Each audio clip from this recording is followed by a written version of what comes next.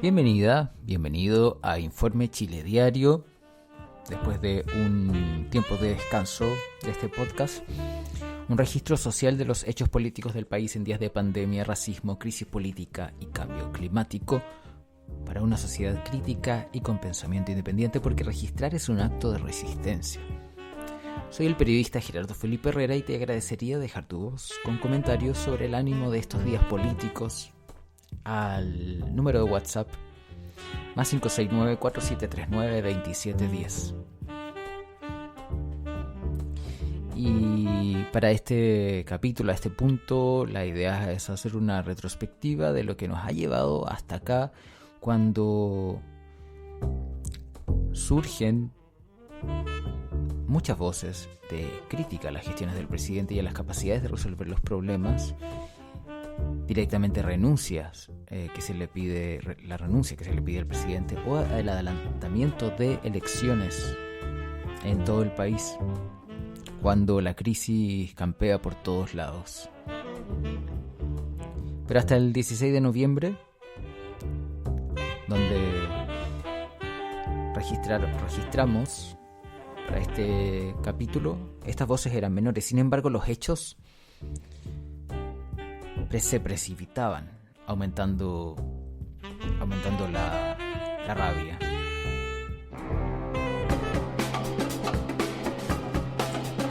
Bueno, esta semana pasada, del 16 de noviembre, declaraba en Fiscalía el ministro Mañalich. Por eso no sé exactamente cuáles están o no en la carpeta investigativa. Pero hay un documento producido por el Departamento de Epidemiología el día 3 de junio que se denomina Plan de Acción COVID-19 Dossier Departamento de Epidemiología. No sé si está en poder de la Fiscalía. No quedó mucho el limpio. Los trabajadores de epidemiología. De las declaraciones de Mañalich, haciendo más noticias las permanentes interrupciones de su abogado, y el ex ministro tratando de reafirmar los argumentos que viene repitiendo desde su acusación constitucional en el Congreso, a pesar de que hay muchos testimonios que indican de la doble contabilidad de víctimas, así como los intentos de manipular esas cifras para que calzaran con las cuentas que llevaba de forma independiente el ministro. Tampoco fue dejado registro de esta declaración en los medios de prensa. Si uno los busca al día de hoy, no hay mayor mención respecto de lo que dijo el ministro. Quizás una intención de acallar un poco la preocupación social. Pero quien sí habló fue el ministro Enrique París, quien se refirió a rebajas de sueldos de médicos en el sector público, teniendo una dura respuesta del Colegio Médico en la voz de su presidenta, Isquia Siches. Pública, a mezclar el tema de presupuesto, en específico el de atención primaria y su paupérrimo aumento en el per cápita para el 2021, con la escuálida situación que viven los servicios de salud del país, donde se le ha indicado a nuestros médicos y médicas que por falta de recursos se verán rebajadas sus asignaciones, por ende sus remuneraciones. En reunión con el jefe de gabinete del ministro se señaló expresamente que los médicos debían ser solidarios, ya que en muchos casos se deberá rebajar sus asignaciones, cosa que ya vivimos en el Servicio de Salud Aysén. Es por ello que este tema fue abordado en nuestro último Consejo Nacional, considerando que es una situación que se repite a lo largo del país y que como gremio no vamos a tolerar. Esto se suma a una serie de acuerdos incumplidos por parte de este gobierno. El estamento médico, quiero ser clara, no ha recibido ningún bono desde el inicio de la pandemia y lamentamos profundamente los falsos anuncios sobre nuestras remuneraciones que a nuestro juicio solo pretenden enfrentarnos al resto de los gremios y a la población general. Exigimos disculpas públicas del ministro de Salud y que cumpla con cada una de las palabras que ha emitido por parte de los medios de comunicación. Esto fue al 14 de noviembre y efectivamente después el ministro se disculpó. Pero no fue suficiente y desde el 16 de noviembre... ¡Atención primaria! ¡Atención primaria! Ya se escuchaban estos...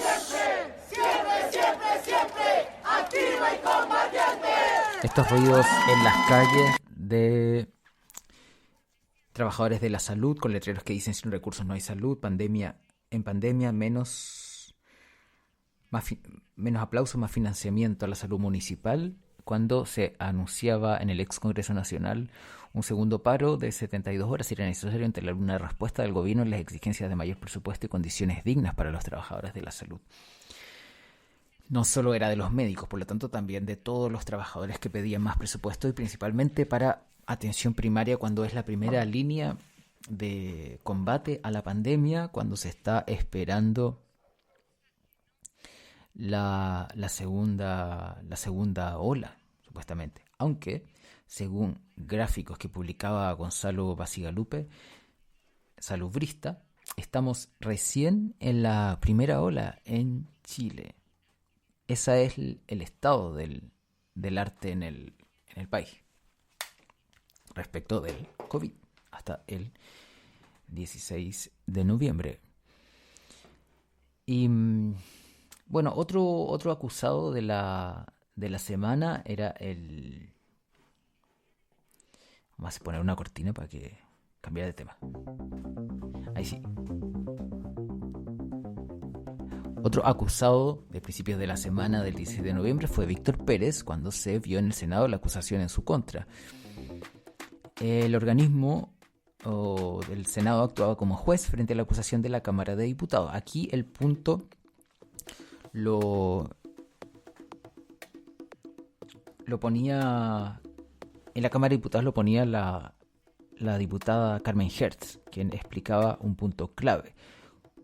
Cuando se discrimina por razones políticas, se llega a violaciones de derechos humanos. Pero escuchemos mejor lo que dijo ella. En nuestra memoria, honorable Senado, están los 17 años de dictadura, en que discriminando por razones políticas se persiguió y se trató de exterminar a la disidencia política. Por lo que este tema en nuestro país excede una discusión teórica o puramente académica. Tiene que ver con la memoria colectiva de nuestra sociedad. Este patrón de conducta de los sucesivos ministros del Interior y de los casi 100 días en que ejerció el señor exministro Víctor Pérez, podemos definirlo como una situación gravísima, pues este patrón de conducta supone una verdadera deriva a un régimen autoritario. Abuso, honorable Senado, que no puede ser ni pasar inadvertido por ustedes, pues constituye un riesgo real para el Estado de Derecho. Una deriva autoritaria que constituye un peligro real para el Estado de Derecho, decía Carmen Hertz cuando defendía la acusación en la Cámara de Diputados. Quien puso el punto con una aplaudida intervención fue en la discusión que se dio en el Senado, fue el senador Alejandro Guiller. Vamos a escuchar parte de su intervención. Que además en el paro de los camioneros se aproveche eso para usarlo como una herramienta a presionar a este Congreso para que apruebe una agenda represiva. En la Araucanía, una tesis de la guerra, otra vez. Y los propios parlamentarios no se sienten molestos por eso. Más aún, no lo quieren ni siquiera considerar como un hecho grave. ¿Cómo puede tolerarse, yo creo, estas cosas? ¿Cómo puede asumir un ministro del Interior y no saber cuáles son sus funciones y él echa la culpa a otro ministro de Estado, al ministro de Defensa? Cuando todos los chilenos sabemos que Carabineros y la PDI ahora dependen hace años del Ministerio del Interior, ¿por qué le echa la responsabilidad a otro ministro? Yo eso tampoco lo había visto. Y sabe, eso solo debía haber motivado que el presidente tomara decisiones muy dramáticas. Porque están tratando de sacrificar a otro ministro que no tiene nada que ver con responsabilidades del ministro que está siendo cuestionado por el Congreso, que la Cámara de Diputados ejerciendo además sus facultades que están en la ley. Pero aquí ejercer la facultad fiscalizadora cuando pasan cosas horrendas, parece que es mala fe, es no querer dejar gobernar al país. Perdone, presidenta, pero las cifras son tremendas. Aquí ya no hay manifestación donde no muera alguien o donde alguien no quede gravemente herido. No hay ningún país en el mundo hoy, en el último año, que tenga la cantidad de víctimas que tiene Chile. Y eso no horroriza a algunos sectores. ¿Qué concepción tienen de los derechos humanos? ¿Qué es lo que entienden por Estado de Derecho? ¿Cómo toleran una y otra vez? Y más encima nos cuestionan moralmente por ejercer las atribuciones fiscalizadoras, en este caso de la Cámara de Diputados. Esa fue la primera parte de la intervención de Alejandro Guiller, hablando de la falta de preocupación del oficialismo de hacerse cargo de esta falta de responsabilidad manifiesta del exministro de Interior, Víctor Pérez, razones que lo llevaron a ser acusado. Pero también hay consideraciones respecto de los derechos humanos violados. En el mundo se ven esas cifras. Más de 8.821 querellas había registrado el Instituto de Derechos Humanos hace algunos meses atrás, antes de la gestión del ministro. Pero lo que le podemos imputar al ministro es que eso no cambia, pues, presidenta. No cambia, sigue lo mismo. Carabineros sigue violando la ley, sigue haciendo montajes, engañando. Y si una fuerza pública con un criterio absolutamente discrecional. Recuerdo que se haya generado en estos 30 años de retorno a la democracia un escenario donde Carabineros protege a un grupo de civiles armados que van a reprimir a otro grupo civil. Por lo tanto, sabe, presidente, yo veo que esto se agrava cada vez más. Chile ya no solo tiene un problema político, perdió la gobernabilidad hace rato. Ya no solo hay una crisis social que parece no tener conducción, es que hay además un problema ético porque ya dejamos de percibir la gravedad de las cosas para poder tomar decisiones. Y por lo tanto, la verdad es que esto va escalando y se va sintiendo una sensación de agravamiento, porque ya la vida de las personas no importa. De verdad, presidente, estoy preocupadísimo por lo que está pasando. Y no es porque... Un problema ético, decía el senador Alejandro Guiller en su intervención en el Senado cuando se votaba la acusación contra Víctor Pérez, que lo inhabilitaría para ejercer cargos públicos durante 5 años. No es porque le tenga mal al ministro, no es como dijo ahí un abogado de que tengamos intenciones de impedir que el gobierno. Yo a ese abogado le recomendaría que fuera un curso de ética, entre paréntesis, antes de venir a descalificar un Congreso Nacional que está ejerciendo sus funciones, porque de por medio hay violaciones de derechos humanos. Que un abogado no entienda eso, por Dios que estamos mal, presidenta. Por eso voy a apoyar la acusación. Porque hay que dar señales que quien asuma el Ministerio del Interior tiene que poner orden en Carabineros, no puede seguir muriendo chilenos. Nuestros jóvenes, por la indolencia o la incapacidad de control o por esta maldita tesis de la guerra interna, que solo se la cree el presidente de la República, pero que le da una bajada a su gobierno que pone en peligro la vida de todas las chilenas y de todos los chilenos. Por eso estoy aprobando esto, no por Víctor Pérez, por lo que él representa. Esta maldita tesis de la guerra interna que le está costando la vida y daños a miles de chilenos, decía el senador Alejandro Guiller. Mientras senadores como Francisco Huenchumilla afirmaron que me niego a colaborar a colgar en la plaza pública a un ministro que estuvo 3 meses para que pague las culpas de la derecha, de su clasismo-racismo. Me resisto a colgar a Pérez por los pecados de la centroizquierda que no han pedido perdón. Con argumentos como este, se descartó la acusación constitucional. Habría que decir que Francisco Huenchumilla era compañero de Víctor Pérez en el Senado, y allí tenían un periodo en común y... Bueno, además Víctor Pérez se trataba de una persona que llevaba haciendo carrera en el Congreso desde el fin de la dictadura. Lo que nos habla del problema de los amiguismos y las relaciones que se van construyendo dentro de una clase política que estaba bastante acomodada en el Congreso.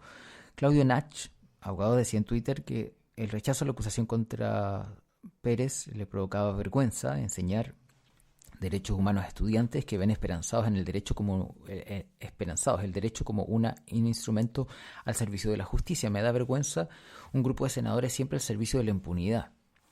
Hoy me da vergüenza Chile, decía cuando se rechazaba la acusación.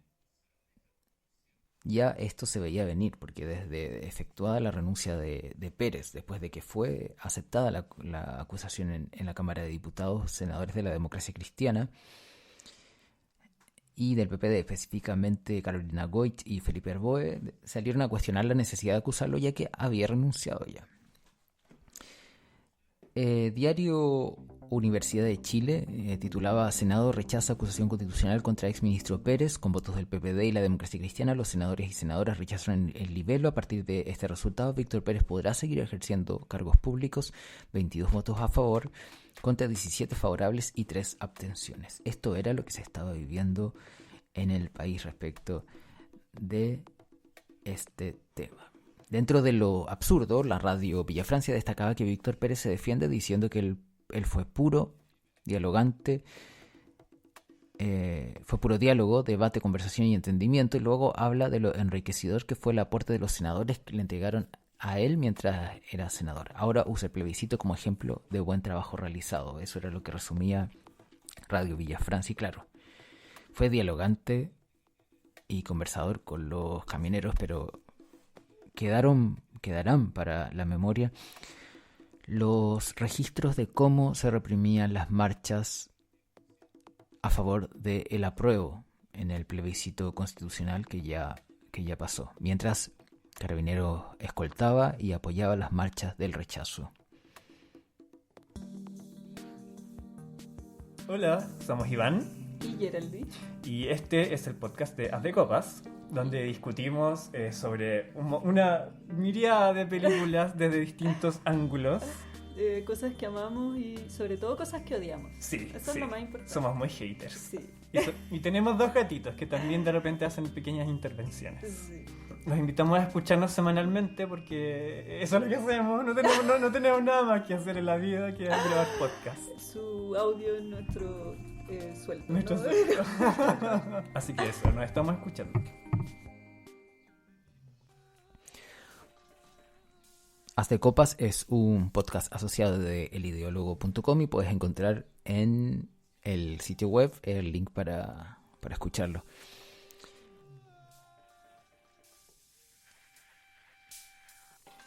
Y bueno, juntando razones y ánimos para la rabia, en el tema de los presos políticos de la revuelta seguían apareciendo testimonios y demandas por la necesidad de liberar a los presos. Testimonios como el de Felipe Santana, condenado a 7 años de cárcel por quemar una banca en la Catedral de Puerto Montt, según contaba La Voz de los que Sobran. Pueden ver estos artículos y seguir en lavozdeloschesobran.cl.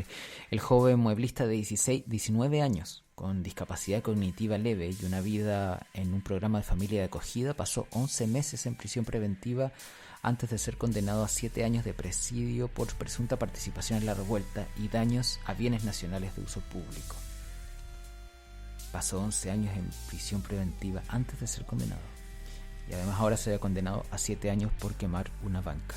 En la investigación, la Fiscalía utilizó una serie de videos obtenidos de redes sociales y cámaras de seguridad. Sin embargo, no se encontraron pruebas donde se le vea accionando algún tipo de acelerante, algo para quemar la banca. Esta es la historia que recoge La Voz de los que Sobran. Todas las pruebas presentadas durante el juicio situarían a Felipe en el lugar de los hechos, sin embargo, ninguna lo muestra accionando este acelerante. Actualmente, él tiene irreprochable conducta anterior y se encuentra en el módulo 90 de la cárcel de Alto Bonito de Puerto Montt. Su abogado presentaría luego un recurso de nulidad contra la condena que dictó el Tribunal Oral Penal de Puerto Montt.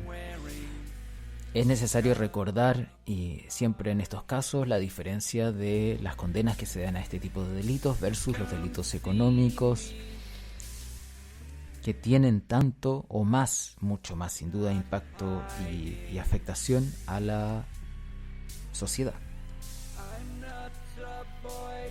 Esa es una de las tantas razones por las que se deben liberar los presos políticos de la revuelta. Lamentablemente este es un caso más.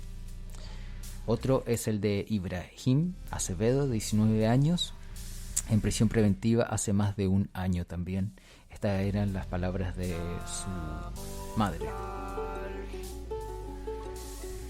Hola, soy Margaret Carmona, mamá de Ibrahim Acevedo, un joven de 19 años.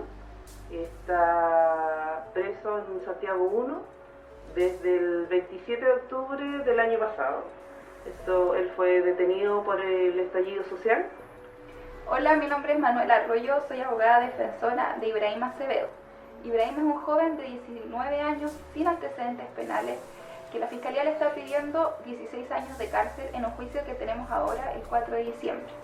Mi hijo es un chiquillo que nunca ha tenido antecedentes, es un chico súper tranquilo, buena onda, muy amigo de sus amigos. Lo único que pidió es luchar por nosotros, para que tengamos mejores situaciones en esta vida y seamos mejores personas, pero para todos igual, que tengamos todos los mismos beneficios, no solo algunas personas, sino todos. No a la criminalización de los presos y presas del estallido social y libertad a todos los luchadores y luchadoras sociales en Chile. Está preso desde el 27 de octubre del 2019. La Fiscalía pide una condena de 16 años. Este 3 de diciembre sería el juicio.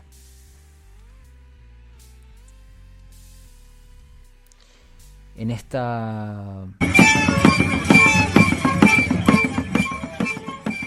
línea es que se realizaron movilizaciones en la Plaza Dignidad por la libertad de las y los presos políticos de la revuelta. Esto fue el fin de semana del 13 de noviembre. No solo en la Plaza Dignidad, también en Valparaíso. Más de 2.000 personas marcharon por la libertad de los presos políticos de la revuelta.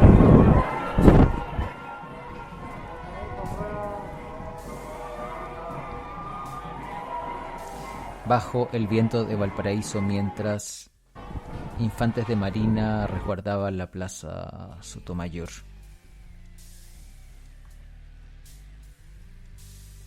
En Santiago, en Valparaíso y en Iquique.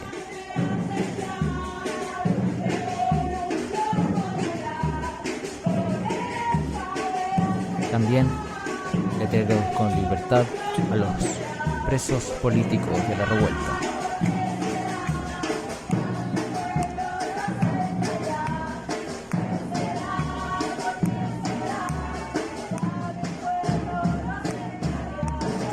Estos audios son de Primera Línea Revolucionaria de Chile.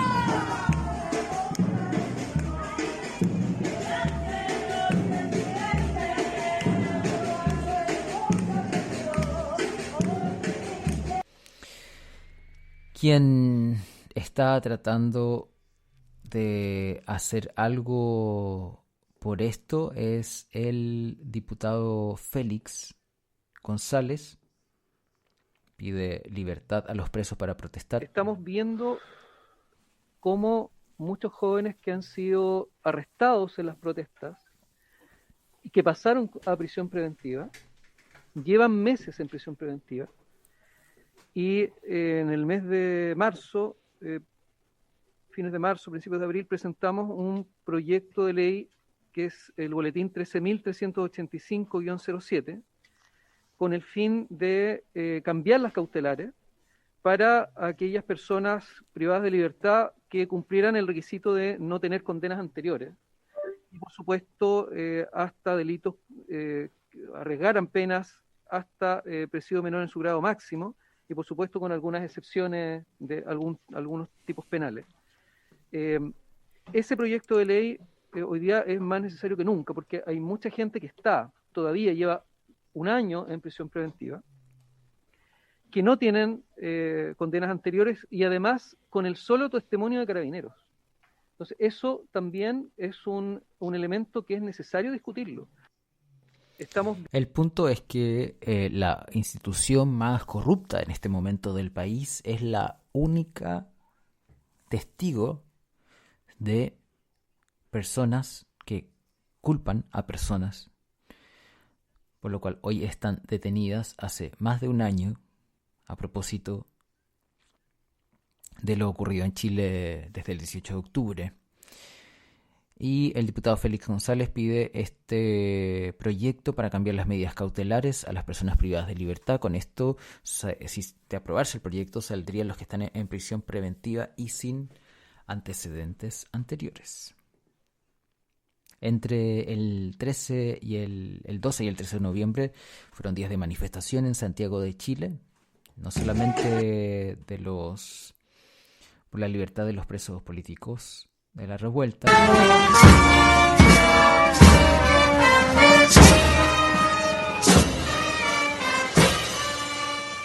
también se hicieron homenajes a Mauricio Fredes y Cristian Valdebenito en las cercanías de la Plaza de la Dignidad.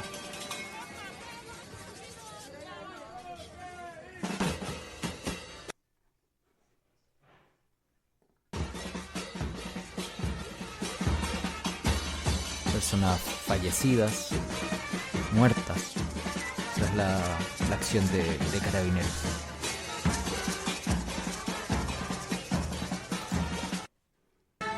También los ciclistas se tomaron General Velázquez en protesta por las muertes. Esto el fin de semana pasado, cuando se habían suscitado varios accidentes que le habían costado la vida a ciclistas. En Avenida Providencia bloquearon la calle exigiendo más seguridad en las ciclovías, libertad a los presos políticos y la salida de Sebastián Piñera. A horas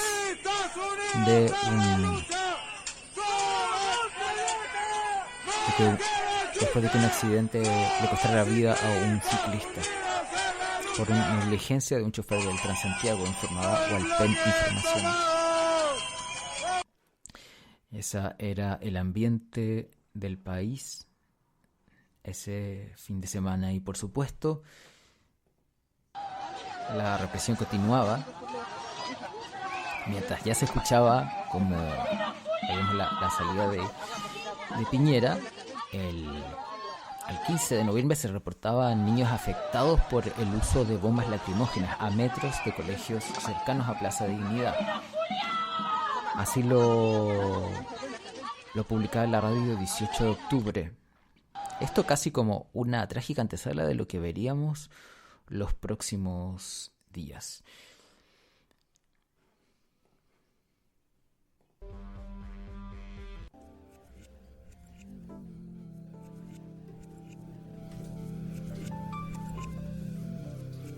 Y bueno,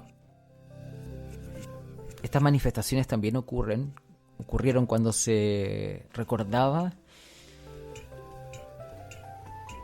Escuchémosle la voz de Amnistía Chile, de Ana Mancay. Hoy se cumplen 2 años del asesinato del joven mapuche Camilo Catrillanca en el marco de un cuestionado operativo de seguridad.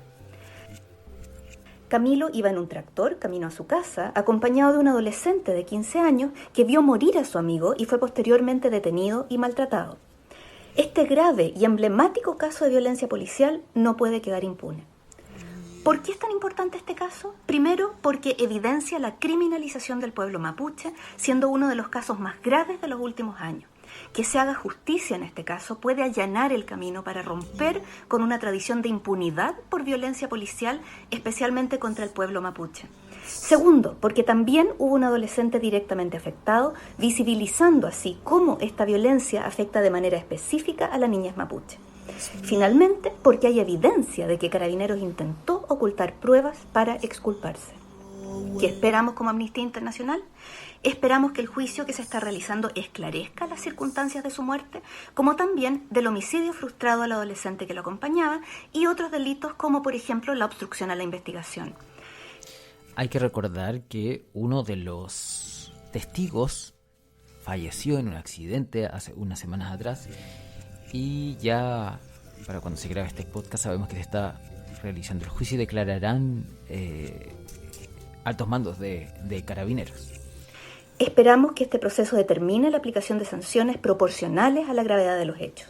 Por eso es que como Amnistía Internacional hemos decidido tomar un rol de observación en el juicio, porque entendemos que para obtener justicia es fundamental que todo el proceso se desarrolle con imparcialidad y se asegure un debido proceso. Este se considera como uno de los hitos que marca la crisis de Carabineros y del gobierno de Sebastián Piñera.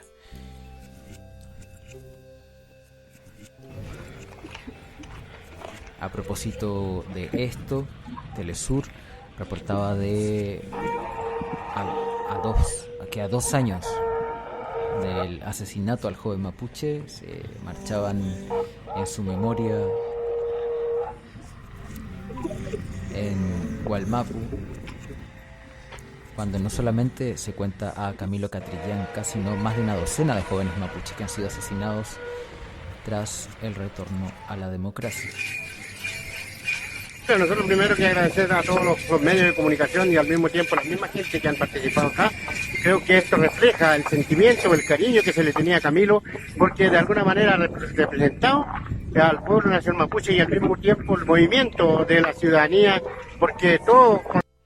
Habla Marcelo Catrillanca, padre de Camilo. La situación de Camilo, con la muerte de Camilo, mucha gente salieron y hoy día esto se ve reflejado cuando vemos mucha gente acá acompañándonos en esta marcha. Acá la justicia chilena siempre ha querido violar nuestros derechos como mapuche, y más hoy día cuando vemos cómo ha quedado después del estallido social tanta gente sin vista, y eso nos preocupa. Creo que hoy es necesario manifestarse para poder decir de que el pueblo debe unirse para luchar por una misma causa. Bueno, yo creo que hay que considerar siempre la juventud, porque son para ellos lo que nosotros hemos luchado. Siempre vamos a decir de que la juventud debe levantarse y tener más claridad en lo que estamos haciendo. Porque... Este es un audio de Paola Dragnik de Telesur compartido en Twitter. La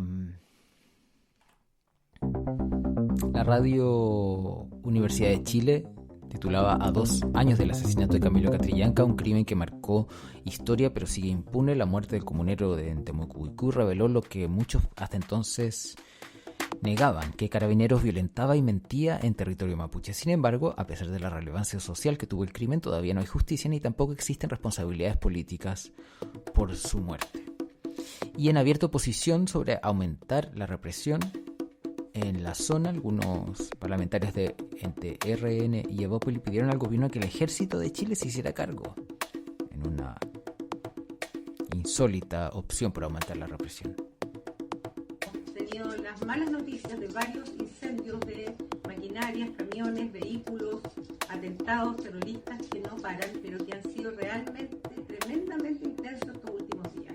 Nosotros sabemos que han habido esfuerzos, pero han sido insuficientes.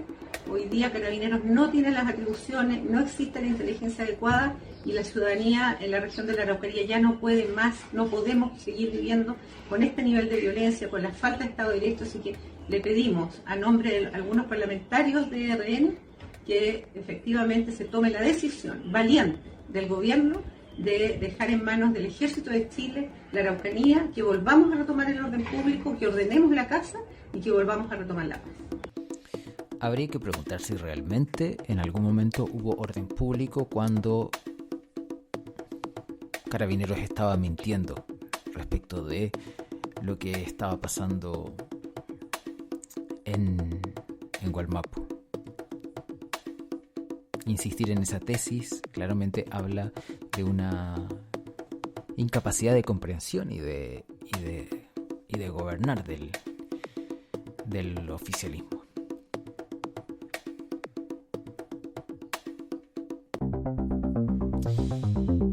Y bueno, una serie de organizaciones articuladas en Unidad Social, el Colegio de Profesores y otros convocaron en otra línea una asamblea popular constituyente para encauzar las demandas y la organización social de forma articulada y unida de cara al debate constitucional. El aplastante triunfo popular del 25 de octubre mantiene abiertas las grandes alamedas para transformar nuestro país. Este camino iniciado con la rebelión popular y social del 18 de octubre nos exige avanzar en mayores grados de organización, unidad y articulación de todos los sectores movilizados. Y por sobre todo, exige que seamos nosotras, nosotres y nosotros quienes elaboremos nuestra propia constitución. Una constitución que garantice una vida digna y feliz para nuestra gente.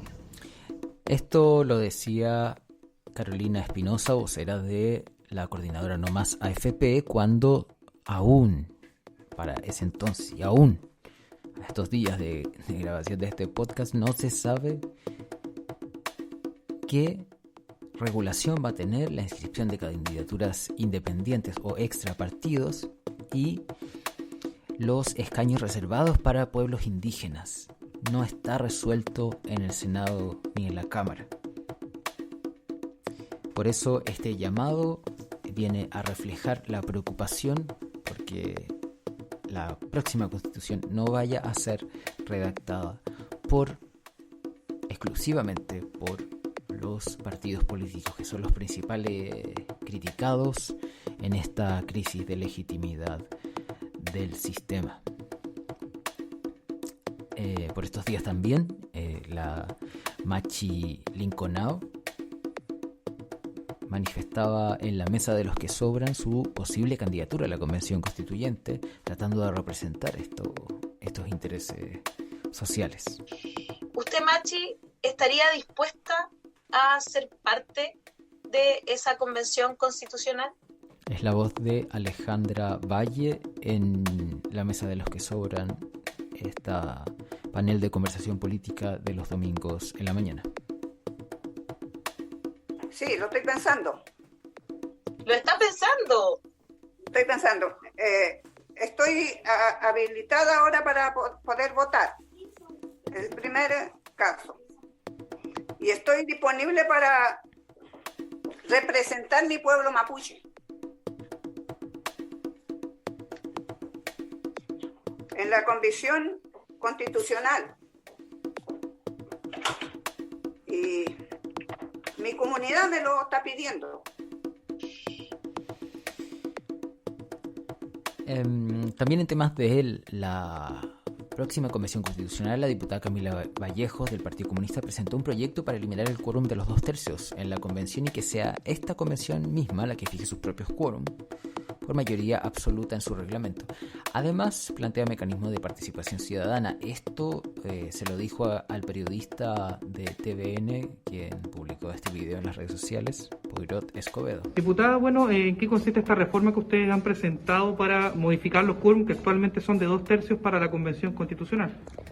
Una reforma constitucional que busca profundizar la participación y el ejercicio soberano de nuestro pueblo en el proceso de cambio de la Constitución, particularmente en la Convención Constitucional, no solamente dándole la facultad a la Convención Constitucional y a sus integrantes de fijar sus propios quórum de funcionamiento, sino que obligarlo a tener participación a nivel territorial, en distintos territorios del país, o sea, garantizar que el proceso no esté solamente entre las cuatro paredes de la Convención, sino que la Convención se abra a un ejercicio más soberano de la participación ciudadana, como también facilitar la participación de los chilenos en el extranjero y otras materias más. En cuanto al quórum, ¿qué es lo que se establece? Porque establecemos que ellos definan su quórum, que la Convención puede definir si quiere mantener los 2/3, si quiere tener 2/3 y 3/5, tener una combinación de distintos quórum o simplemente aprobar todo por mayoría simple. Lo que le estamos diciendo es que la Convención debe fijar sus propios mecanismos de funcionamiento con sus propios quórum. El mínimo, todos sabemos, obviamente, es el quórum simple, que es 50%. Esto tiene que ver con la preocupación de que, siendo una convención constitucional que va a regir una nueva constitución, que sea pauteada por el régimen anterior, en el fondo el que se está cerrando, y por los políticos que pertenecen a ese régimen, que definieron en este acuerdo que 2/3 sería el quórum teniendo como problema que un tercio y más uno, digamos, pueda bloquear la decisión de esta mayoría. Recibió el apoyo la diputada Camila Vallejos de la diputada Marcela Hernando. El que ellos no hayan estado dentro del acuerdo del 15 de noviembre me parece que le da más legitimidad todavía si ellos quieren introducir cambios a ese acuerdo que fue solamente suscrito por alguna parte de la oposición. Así que estar absolutamente de acuerdo con la legitimidad de la iniciativa de ley, que se debe discutir, porque además cada vez que a mí por lo menos me mencionan los 2/3, me acuerdo de Jaime Guzmán con esa herramienta que él utilizó y dejó instalada ahí, que nos ha impedido durante tantos años el hacerle cambios a esta Constitución. Así es que cualquier iniciativa que signifique cambiar esta proporción de los 2/3 va a contar con mi apoyo. Esto hasta ese momento, pero luego sabríamos que la iniciativa no sería puesta en tabla, quedando solamente como testimonial, pero abriendo un debate respecto de cuál es lo que es legítimo cambiar de esta reforma constitucional para permitir este plebiscito y esta creación de una nueva constitución, así como cuáles son los alineamientos en vista del proceso que se inicia.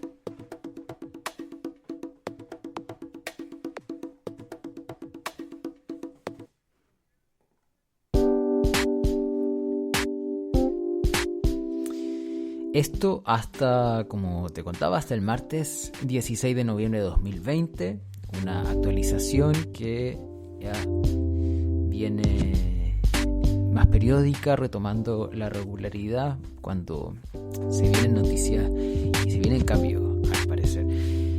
Como siempre, te invito a dejar tu audio en el número de WhatsApp que estará en los comentarios, en la descripción, y a revisar elideologo.com, donde hay entrevistas, y especialmente puedes encontrar las entrevistas de Informe Chile Análisis. Hay unas nuevas entrevistas a Sebastián Villaleo y a Trinidad Latrobe. También, por favor, recomienda esta agenda independiente para espíritus críticos. Soy Gerardo Felipe Herrera. Muchas gracias por escuchar.